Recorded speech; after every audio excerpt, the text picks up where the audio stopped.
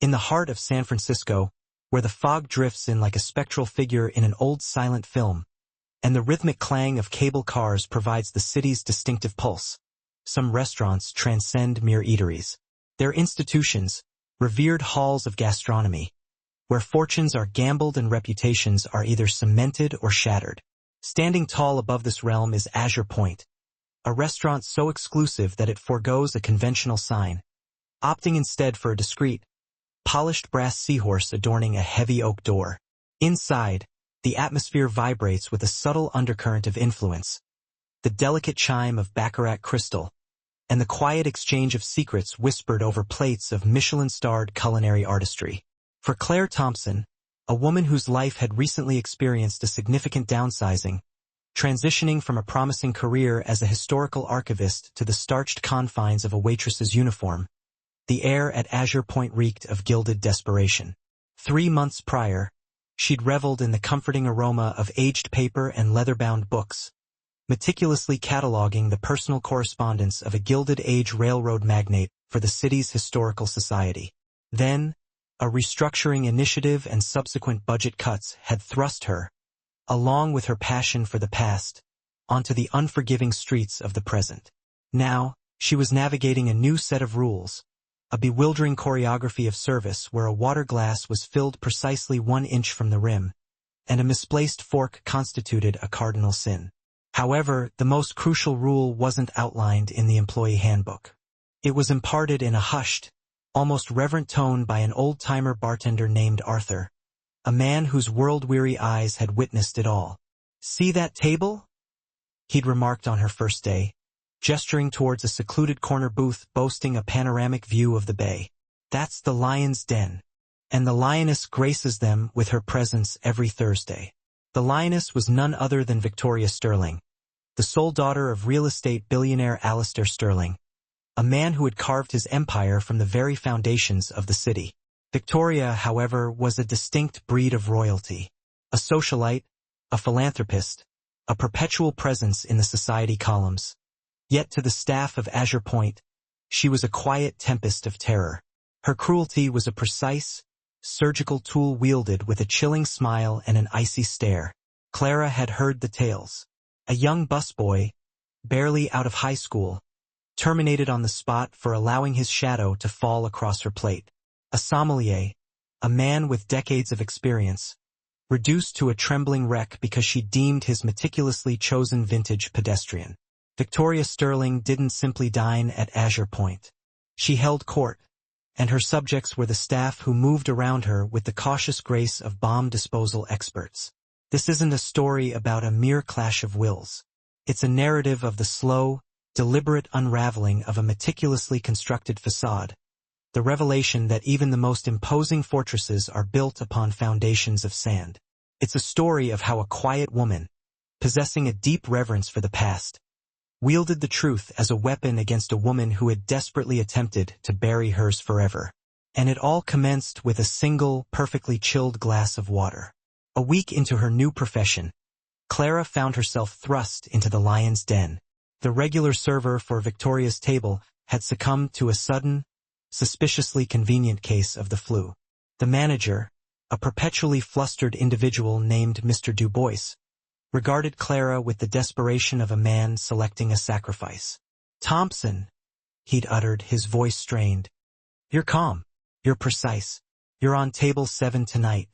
Clara dedicated the subsequent hour to preparing for the encounter with the diligence of a scholar preparing for a dissertation defense. She committed Victoria's preferences to memory. Still water imported from a specific Norwegian spring, chilled to precisely 42 degrees Fahrenheit, accompanied by a single, paper-thin slice of cucumber, not lemon. The breadbasket was to contain only brioche, warmed for precisely 20 seconds. Every detail was a potential landmine. When Victoria Sterling arrived, a hush descended upon the dining room. She was a vision of cold, calculated perfection. Her raven hair, swept into an elegant chignon, a dress the color of a stormy sea clinging to her slender frame. Her eyes, a startling shade of violet, scanned the room with an air of bored ownership. She didn't so much walk to her table as glide, a swan navigating a world of lesser beings. Clara approached the table, her heart a steady, determined drum against her ribs. "Good evening, Miss Sterling. My name is Clara May, and I will be your server tonight." Victoria's eyes flickered over her, a dismissive appraisal that lasted no more than a second. She offered no response, simply gestured to her empty water glass. Clara, prepared for this, poured the chilled Norwegian water with a steady hand. She was about to place the cucumber slice in the glass when Victoria's voice, soft as silk yet sharp as a razor, sliced through the air. "Stop!" Clara froze, the silver tongs holding the cucumber slice hovering over the glass. "What do you think you're doing?" Victoria inquired, her voice dangerously calm. "I was just adding the cucumber, Mrs. Sterling." Clara was certain she had. It was in the file, a preference noted in bold red ink. "My apologies, Miss Sterling. The file indicates."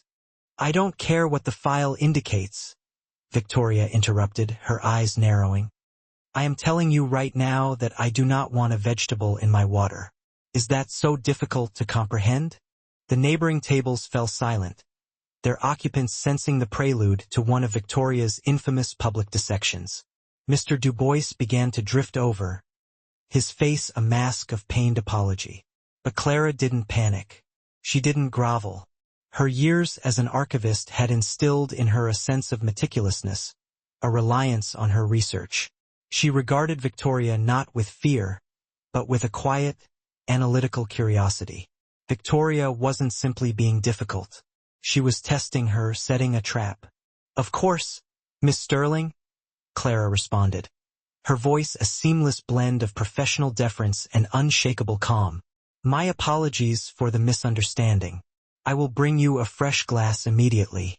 She removed the glass and returned moments later with a new one filled with the same chilled water, sans cucumber. Victoria observed her every move, a flicker of irritation in her violet eyes. She had anticipated a flustered, apologetic waitress. She had not anticipated this quiet, unflappable composure. It was like striking a match against a stone wall. There was no spark, no satisfying flare of fear. The remainder of the meal unfolded as a tense, silent ballet. Victoria communicated in clipped gestures and monosyllabic commands, but Clara moved with a practiced, almost serene efficiency. She anticipated every need, her service a silent, flawless performance. She wasn't just a waitress. She was a student of history, and she was observing a historical artifact in its natural habitat, a predator whose power stemmed not from strength, but from the fear of others. And Clara, much to her own surprise, wasn't afraid. She was fascinated. As Victoria was departing, she paused beside Clara. "You're new here," she stated, her voice a low purr. "Yes, Miss Sterling. Don't get comfortable." The words were a clear, unambiguous threat.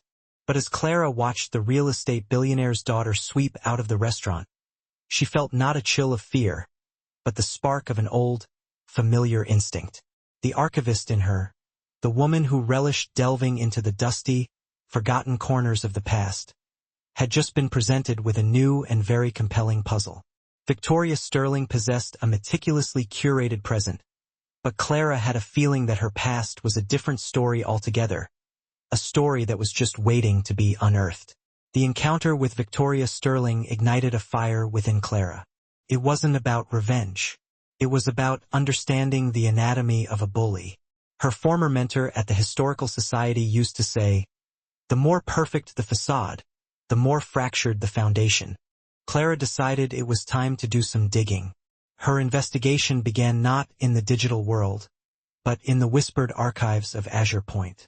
The restaurant staff was a living library of Victoria's reign of terror. In the cramped break room, over lukewarm coffee and day-old pastries, Clara listened. "Remember the time she sent back a bottle of wine because she claimed the cork had an arrogant squeak?" a veteran waiter recalled. "Or when she insisted the chef remake her risotto because the grains weren't aligned in a soothing manner?" another added. These were tales of petty tyranny, but Clara was searching for a pattern. The common thread was Victoria's obsession with a very specific, almost theatrical performance of old money elegance. Any deviation from her script was met with a disproportionate, almost frantic rage. It suggested not the confidence of a woman born to wealth, but the anxiety of an imposter terrified of being exposed. Arthur, the bartender, became her most valuable source. One rainy Tuesday night, as the restaurant hummed with a quiet, subdued energy, Clara leaned against the bar. "You've been here a long time, Arthur. What was she like when she first started coming in?" Arthur paused, polishing a glass until it gleamed. Different, trying to be the same, but the seams were showing. This was about 15 years ago, right after her father, Alistair, made his first billion. She was eager, too eager, watching everyone what they wore, how they held their forks. She was learning a role. He leaned in closer, his voice dropping. "The really strange thing is, before Alistair Sterling became a household name in the city, there was no Victoria Sterling. Not in the society pages, not anywhere." Clara's archival instincts tingled. "What do you mean?" "I mean, the day Alistair Sterling hit the Forbes list, Victoria appeared on his arm. A fully formed socialite with a vague backstory about a Swiss boarding school and a quiet upbringing. I've served all the old money families in this city for 30 years. I'd never heard of her. A woman with no past. That wasn't just a crack in the facade. It was a missing cornerstone." That night, Clara went home to her small, book-filled apartment. She fired up her laptop, her fingers flying across the keyboard with a familiar, practiced rhythm. She started with the basics, public records. A search for Victoria Sterling, with an estimated birth year yielded predictable results. Charity events, fashion shows, glowing profiles in luxury magazines. It was a digital smokescreen, a carefully constructed narrative. So, she changed her tactics. She began searching for Alistair Sterling, focusing on news archives from before his rise to prominence. He was a ruthless, ambitious developer, but his early years were shrouded in a surprising amount of obscurity. He had appeared on the San Francisco scene seemingly out of nowhere, a man with a Midas touch and a mysterious past. Clara started digging into old property records, business filings, anything that could shed light on Alistair's origins. For days, she hit nothing but dead ends. And then she found it. Tucked away in the digital archives of a small local newspaper from a dusty, forgotten town in the Nevada desert was a brief article from the late 1980s about a contentious zoning dispute. A small, family-owned diner was being forced out to make way for a new development project. The developer's name was Alistair Sterling. The article was unremarkable except for one small detail. It mentioned Alistair's family, his wife, who had passed away years earlier, and his young daughter. The daughter's name was not Victoria. It was Chastity. Chastity Sterling. Clara felt a jolt of adrenaline, the familiar thrill of an archivist on the verge of a breakthrough. She ran a new search, this time for Chastity Sterling, and the results, though sparse, began to paint a very different picture. A few mentions in the local Nevada paper, a high school honor roll, a win at a county fair pie-eating contest, and then the digital Rosetta Stone. It was a link to a grainy, low-quality video on a forgotten video-sharing platform. The video was from a local access cable channel in Nevada, a broadcast of a small-town beauty pageant from the early 1990s. The pageant's theme was Silver State Sweethearts. Clara's hands trembled as she clicked play.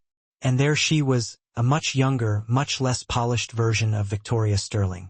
Her hair was a brassy, over-teased blonde, not the sophisticated raven black. She wore a cheap sequin dress and a forced, desperate smile. But the bone structure was the same. The sharp jawline, the high cheekbones, and the eyes not violet, but a pale, hard blue filled with a fierce, almost desperate ambition. The announcer's voice, tinny and distorted, boomed through the laptop speakers. And now, giving us her rendition of God Bless America, is contestant number 7, the lovely Chastity Sterling. The girl on the screen opened her mouth, and a reedy, off-key voice filled the air. But it wasn't the singing that made Clara's breath catch. It was the interview portion that followed. "So, Chastity," the host said, "what do you want to be when you grow up?" The young woman's face hardened, her smile tightening. "I'm going to be rich," she said, her voice a flat, hard drawl. a world away from the clipped, vaguely European accent Victoria used now. Richer than all of you, and I'm going to get out of this town, and I am never, ever coming back. Clara leaned back in her chair, a slow smile spreading across her face. The Lioness of Azure Point, the Queen of San Francisco society, had a skeleton in her closet. And that skeleton was a small-town beauty queen named Chastity with a bad singing voice and a heart full of rage. The carefully constructed world of Victoria Sterling was a lie, a multi-million-dollar effort to bury the ghost of Chastity. The whispers in the restaurant were nothing. Clara had just found the name that Victoria Sterling had tried to bury forever. The discovery of Chastity Sterling changed everything for Clara, but she knew that knowledge was a weapon that had to be wielded with precision. A direct confrontation would be a fool's errand.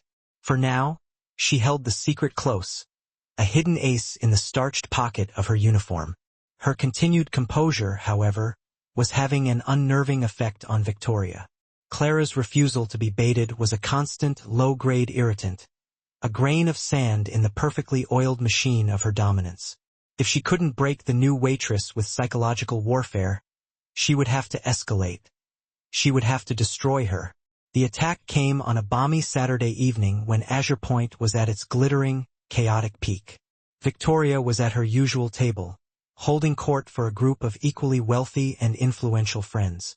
She was the picture of charm and grace, but Clara, now attuned to the subtle tells, could see the tension in her jaw, the way her violet eyes kept flicking toward her.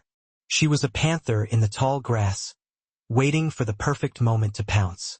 The moment came after the main course plates had been cleared. Victoria let out a small, perfectly timed gasp, bringing a hand to her throat, her diamond-encrusted fingers fluttering against her skin.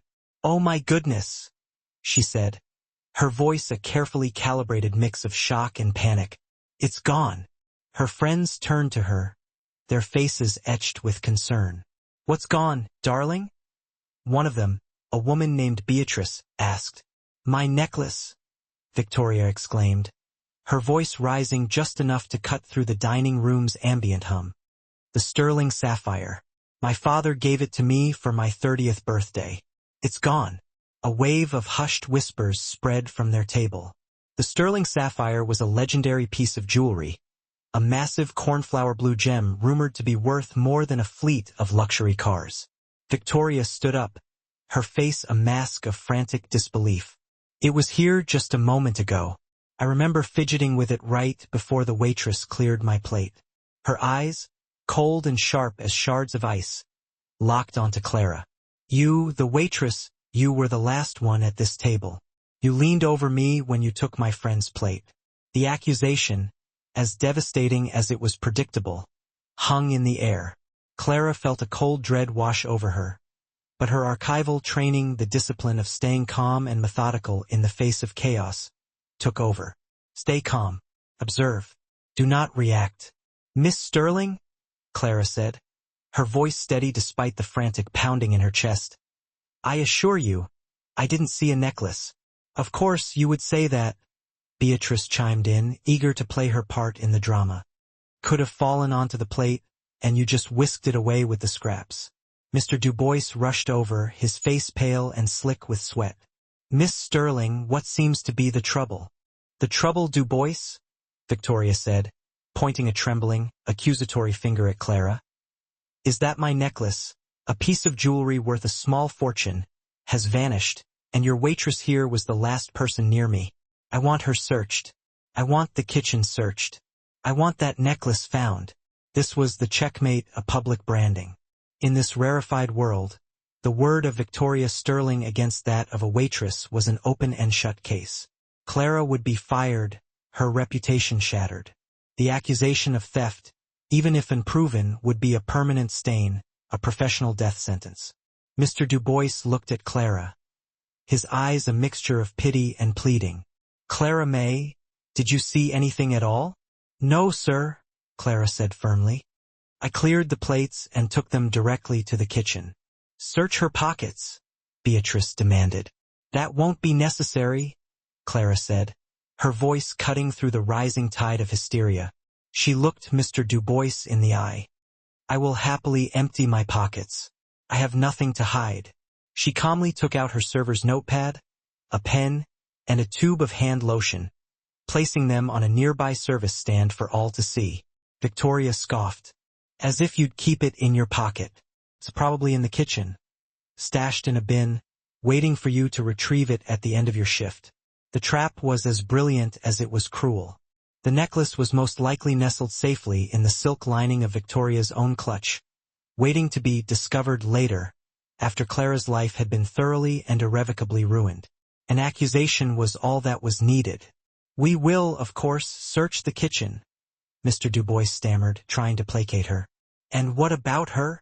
Victoria insisted, her voice rising to a shrill, theatrical pitch. She should be detained. We should call the police. The staff began a frantic, humiliating search, on their hands and knees peering under tables. Clara stood still, the silent, accused eye of the hurricane.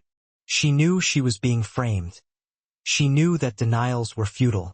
She had to change the narrative. She had to use the one weapon Victoria didn't know she possessed. Knowledge. This was the moment not to drop a bomb, but to plant a seed of doubt, to introduce an element of chaos into Victoria's perfectly staged drama. As the fruitless search continued, a suffocating sense of doom settled over Clara. Mr. Dubois was wringing his hands. Victoria was looking triumphant. We can't find anything, Miss Sterling, Mr. Dubois reported, his voice shaky. Then call the police, Victoria commanded. I want to file a report. The word report hung in the air. A final damning verdict. Clara knew this was her last chance.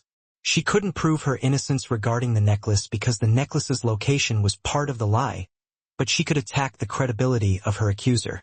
She took a deep breath and looked directly at Victoria. Her voice was not loud, but it was clear, and it carried an unusual weight. Miss Sterling, perhaps you should check your clutch again. Sometimes when things are stressful, we misplace things. Victoria laughed, a short, ugly sound. Are you suggesting I'm being forgetful? I think not. Not at all, Clara said, her tone still perfectly even. It's just that high-stress situations can be disorienting. They can make you feel like you're in a different time, a different place. She paused for a beat, letting the words hang in the air. A place with a lot of dust and silver state pageants, for instance. The words dropped into the charged atmosphere of the restaurant with the force of a physical blow. They were so specific, so utterly out of place that they created a moment of pure, unadulterated confusion. Victoria's friends looked puzzled. Mr. Dubois frowned, but Victoria froze. For a fraction of a second, the mask of the elegant socialite slipped. A flicker of raw, primal fear flashed in her eyes. It was the look of a cornered animal. Her face, which had been flushed with righteous anger, turned a deathly pale. What? What did you say? She stammered, her voice losing its imperious edge. Clara held her gaze, her expression a perfect blank. I said things can be disorienting, she repeated softly. My apologies if I misspoke. But the damage was done. The surgical strike had hit its mark. Clara hadn't accused her of anything. She had simply painted a tiny, vivid picture. A picture that meant nothing to anyone else in the room but meant everything to Victoria. It was a signal, a quiet, devastating whisper. I know. The shift in Victoria's demeanor was palpable. Her confidence wavered. The righteous fury that had been her shield now seemed brittle. She had lost control of the narrative. Sensing his friend's sudden distress, one of the men at the table stood up. All right, this has gone on long enough, Victoria. Let's just go. We'll deal with the insurance company for the necklace. No, Victoria said, but her voice lacked its earlier conviction. She was rattled, her mind clearly racing to understand how this waitress, this nobody, could possibly know. It was then that Clara played her final card. It was a gamble, a piece of psychological theater based on a hunch about human nature and the vanity of a woman like Victoria. Miss Sterling, Clara said, her voice still calm and reasonable. Before you go, perhaps you could check the small silk pocket on the inside of your wrap? Sometimes a clasp can come undone, and a heavy pendant can slip into an unexpected place. Victoria shot Clara a look of pure venom. She knew what was happening. Clara was offering her an escape route, but an escape route that would make her look utterly, laughably foolish. It was a checkmate. If the necklace was found on her person, the entire elaborate scene she had created would collapse into a ridiculous, hysterical farce. Hesitantly, Beatrice, her friend, reached for Victoria's cashmere wrap, which was draped over the back of her chair. "Well, it's worth a look, I suppose," she said, her voice uncertain. Beatrice's fingers fumbled with the wrap, and then her expression shifted from confusion to surprise. Her fingers closed around a small, hard object. She pulled it out, there glittering under. The soft, expensive lighting of azure point illuminated the sterling sapphire necklace. Its deep blue color caught the light like a piece of the twilight sky had been captured. A collective gasp rippled through the room. "Well, I'll be," Beatrice muttered, staring at the necklace. "It must have come unclasped and fallen right into your wrap." She glanced at her friend, a hint of annoyance now coloring her tone. "All this fuss, Victoria, and it was here the whole time." The humiliation was instantaneous and complete. Victoria's face flushed a deep, mottled red, going from pale to crimson in a matter of seconds. She had accused a waitress of grand theft, demanded a police investigation, and held the entire restaurant hostage, only for the missing item to be found in her own wrap. She didn't project the image of a powerful victim. Instead, she looked like a complete fool, a hysterical, paranoid, wealthy woman who had misplaced her necklace and thrown a childish tantrum as a result. Her friends suddenly found the patterns on their plates incredibly interesting, avoiding eye contact at all costs. The whispers around the room had shifted from concerns about theft to barely veiled ridicule. Without another word, Victoria snatched the necklace from Beatrice's hand, grabbed her clutch, and stormed out of the restaurant. Her head held high, but her entire posture screamed defeat. Her friends were left to settle the bill, their faces masks of weary apology, leaving a gaping crater of social embarrassment in their wake. Mr. Dubois looked at Clara, his expression a mixture of awe and terror. He didn't really understand what had just transpired, but he knew that Clara had somehow faced down the lioness in her own den and, against all odds, emerged victorious. Clara took a steadying breath, her adrenaline slowly beginning to recede.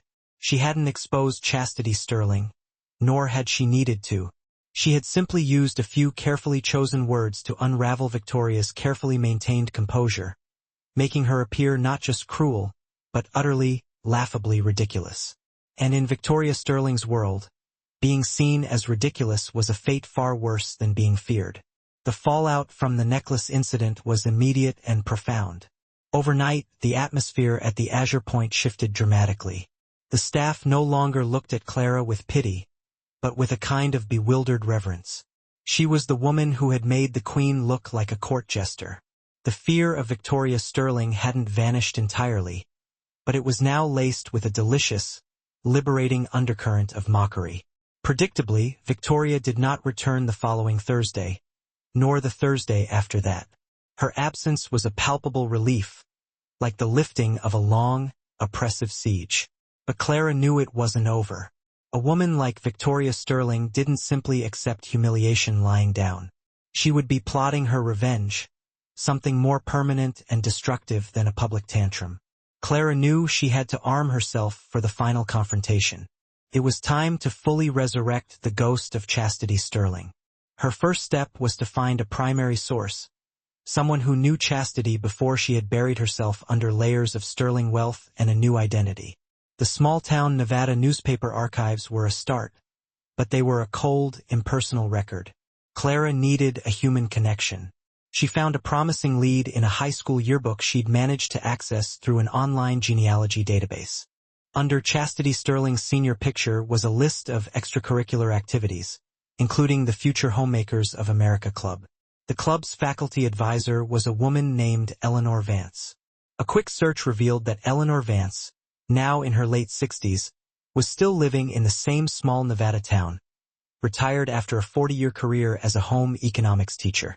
It was a long shot, but Clara composed a carefully worded email, introducing herself as a freelance writer working on a story about the changing face of the American West, and how the lives of young women in small towns had evolved over the past few decades. She mentioned that she'd come across Chastity Sterling's name in her research and would love to hear any memories Mrs. Vance might have of a former student. For 2 days there was no reply.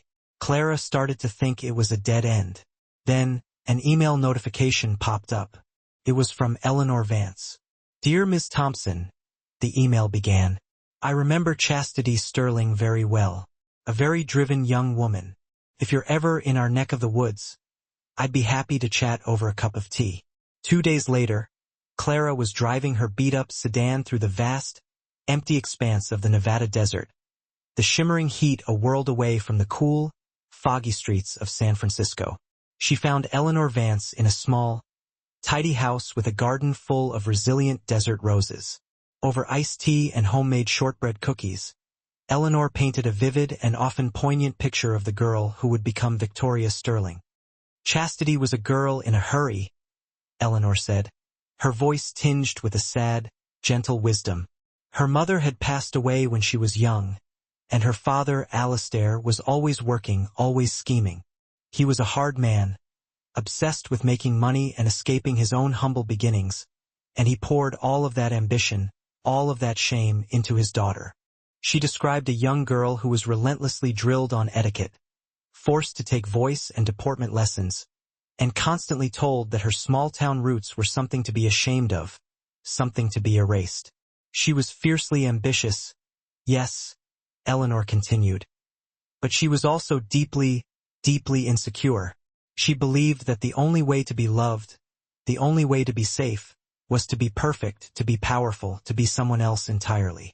The beauty pageants, the desperate attempts at sophistication, it was all part of Alistair's grand plan to mold his daughter into a suitable heiress for the empire he was determined to build. "Is there anything else?" Clara asked, sensing there was more to the story. Any specific event she'd be terrified of people knowing?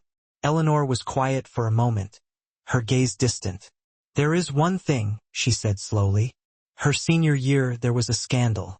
A boy in her class, a sweet kid from a poor family, had a crush on her. He wrote her a poem. It was clumsy, heartfelt, but to Chastity, it was a reminder of the commonness she was so desperate to escape. She didn't just reject him, she humiliated him.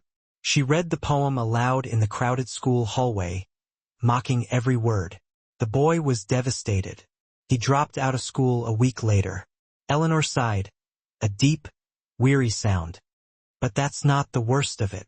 The boy's family owned a small plot of land, nothing special, but it stood in the way of a development project Alistair wanted. A month after the incident with the poem, there was a fire. The family's barn burned down. The official cause was faulty wiring, but there were rumors or ugly rumors.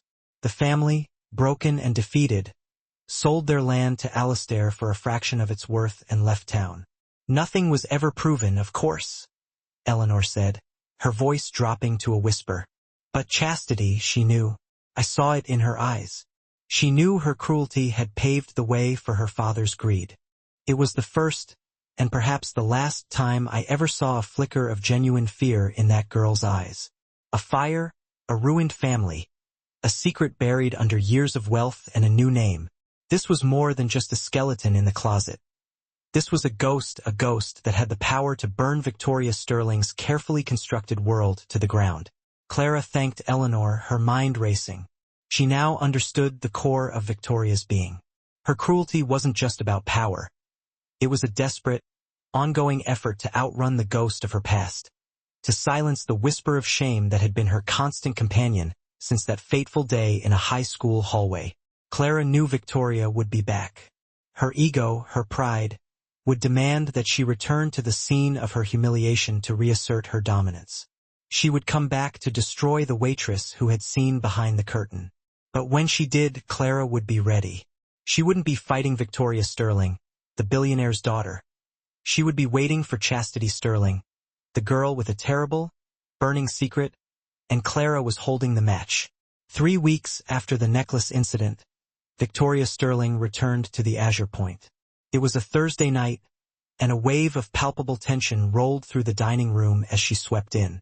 This time she was alone. She was dressed not in her usual elegant evening wear, but in a sharp, severe black pantsuit, as if preparing for battle. She didn't wait to be seated. She walked directly to her usual table, her eyes scanning the room until they found Clara. She crooked a single finger, a silent, imperious summons. Mr. Dubois rushed forward, intending to intervene, but Clara gave him a subtle shake of her head. This was inevitable. This was the final act. She smoothed her apron and walked toward the table, her heart beating a steady, determined rhythm. "Good evening, Miss Sterling," Clara said, her voice neutral. Victoria didn't return the greeting. She gestured to the chair opposite her. "Sit." It was a flagrant breach of protocol, a deliberate power move. "I'm on duty, Miss Sterling," Clara replied, standing her ground. "Sit," she repeated, her voice low and menacing. "Or I will buy this restaurant by morning and have it torn down. Your choice." Clara pulled out the chair and sat, her back perfectly straight. The other diners watched, mystified by the bizarre scene unfolding. "I don't know what kind of game you think you're playing," Victoria began, leaning forward, her violet eyes burning with a cold fire. "I don't know how you found out what you think you know. I assume you dug up some dirt, and you're planning some pathetic, clumsy blackmail attempt. It was a mistake." "I don't know what you're talking about," Clara said calmly. "Don't you lie to me," Victoria hissed, her composure cracking.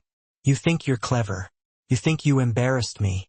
Let me tell you what's going to happen now. I have had my father's legal team run a complete background check on you, Clara May Thompson. I know all about your failed career as a dust-lifting archivist. I know about your student loans. I know about the tiny, pathetic apartment you can barely afford. You are a nobody." She leaned back, a cruel smirk on her lips. "By the time I am finished with you, you won't even be able to get a job washing dishes. I will personally call every potential employer. I will tell them you are a thief, a blackmailer, an unstable, vindictive little insect. I will sue you for slander. I will bury you in legal fees until you are begging for mercy. I will destroy every corner of your miserable life. Do you understand me?" Clara listened to the litany of threats without flinching. This was the dragon's fire, the final desperate attempt to incinerate the threat. But Clara wasn't afraid of the fire anymore, because she knew what the dragon was made of. She leaned forward slightly, matching Victoria's posture. "You're right about one thing," Clara said, her voice soft but carrying an unmistakable edge of steel. "I am an archivist, and I am very, very good at my job. I know you're not Victoria Sterling from a Swiss boarding school. I know you're Chastity Sterling from a dusty town in Nevada." Victoria's face tightened, but she held her ground. "Lies and slander. I know about the Silver State Sweethearts pageant," Clara continued, her voice dropping even lower. "And I know about a boy who wrote you a poem. A boy whose family lost everything in a fire right after you humiliated him." At the mention of the fire, Victoria's composure finally and completely shattered. The blood drained from her face, leaving her with a deathly pallor. This was a direct hit. This wasn't a vague reference to a pageant. This was the ghost summoned from the depths of her past and seated right at the table with them. "I know about the barn, Chastity," Clara said, the use of the old name a deliberate twist of the knife. "I know about the rumors. I know about the family that was driven out of town so your father could build his empire on their ashes." Victoria stared at her, speechless. Her breath came in ragged gasps. She looked not like a powerful billionaire's daughter, but like the terrified girl from the past, her worst nightmare come to life. "Here is what's going to happen now," Clara said, taking complete control. "You are going to leave this restaurant. You are never going to come back. You are not going to harass, threaten, or even speak the name of any person on this staff ever again. You are going to leave me and everyone here alone. If you do not, if I hear so much as a whisper of you causing trouble for anyone, I will dedicate my life to uncovering the truth about that fire. I will find that family, and I will write their story. And I will make sure that every newspaper, every television station, Every blog in this country knows that the Sterling Empire was built on a foundation of cruelty, greed, and a very convenient fire. Every word was a perfectly placed blow. Clara laid out the terms of surrender, not of a waitress to a patron, but of one woman who held the truth to another who was drowning in a lifetime of lies. For a long, silent moment, Victoria simply stared. The fear in her eyes slowly gave way to a look of utter, solid, deep hatred. But she was defeated. She was completely and utterly defeated. The ghost Clara had summoned was standing right behind her, and it had its cold, unforgiving hands on her shoulders. Slowly, shakily, Victoria Sterling, nay, Chastity Sterling, rose from the table. She didn't say a word. She didn't look at anyone. With the last tattered shred of her dignity, she turned and walked out of the Azure Point for the final time. The heavy oak doors swung shut behind her, and it was as if a curse had been lifted. A stunned silence filled the dining room, followed by a quiet, spontaneous burst of applause from the kitchen staff, who had been watching from the doorway.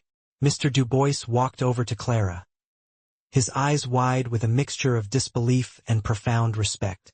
I don't know what to say. Clara finally let out a long, shuddering breath she hadn't realized she was holding. She stood up and picked up the water pitcher from her service station. "Don't worry, Mr. Du Bois," she said, a small, genuine smile gracing her lips for the first time all night. "Table 4 needs more water." She was no longer just Clara May Thompson, the waitress. She was the woman who had faced the lioness and sent her running from her own den, not with fire or fury, but with the quiet, undeniable power of the truth. And just like that, the reign of terror was over. The story of what happened that night at the Azure Point became a legend whispered among the city's service industry. A tale of how a quiet waitress with a spine of steel and a historian's mind toppled a tyrant. Clara didn't stay a waitress for long. Her actions and the quiet dignity with which she carried them out caught the attention of a wealthy patron, a retired history professor who had witnessed the final confrontation. He admired her courage, her intellect, and her passion for the past. He offered her a job funding and running a new independent historical research foundation, allowing her to return to the work she truly loved, unearthing the forgotten stories of the city. Victoria Sterling was never seen in that part of the city again. A ghost in her own gilded cage, haunted by a name she could no longer bury. This story is a powerful reminder that true strength isn't about wealth or power, but about the courage to stand firm in the truth. It shows that bullies, no matter how formidable, are often just scared people hiding behind a fragile mask. And sometimes, all it takes is one quiet voice, armed with a forgotten fact, to bring the whole facade crumbling down. If this story resonated with you, please hit that like button, share it with someone who needs to hear it, and subscribe for more stories about unexpected heroes and the quiet triumph of justice.